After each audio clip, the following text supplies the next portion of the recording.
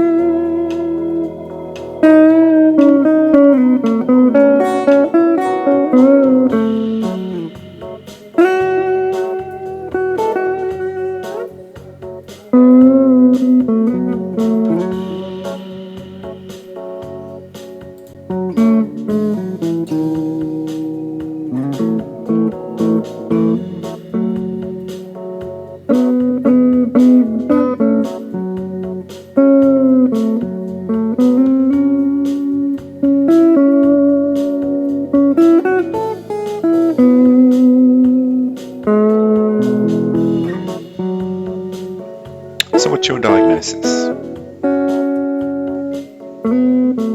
So in terms of findings, it was moderately cellular. There was a few scattered lymphocytes around and really sparse to no identifiable mesothelial cells. There was a population of atypical cells that were arranged in kind of quite loose, small groupings, so fairly flat with no three-dimensionality or particular organisation about them. The cells are about the size of mesothelial cells, and they had a sort of low to moderate amount of cytoplasm. Really no obvious vacuolation, maybe a couple of small ones obvious in some of the air-dried samples, but really not a feature. Nuclei were pretty uniform, mostly round, oval in shape, and they had quite pale, fine chromatin. All of them virtually had prominent single central nucleolus, and there was quite a bit of mitotic activity. So in summary, you had quite a uniform population of fairly small cells.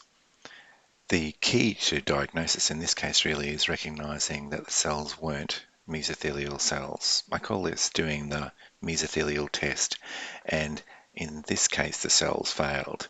So by that I mean they didn't have obvious mesothelial characteristics, so no lacy borders around the outside of the cells, and in fact in the diff-quick stains you can see quite nicely it's a really well defined border to the cells.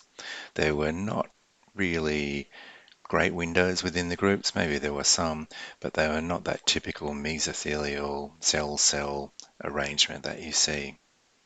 In addition, the nuclei were consistently eccentrically positioned, and in this PAP example here, you can see almost an acinar arrangement down there on the left with nuclei really arranged to the outside of the group, so polarized.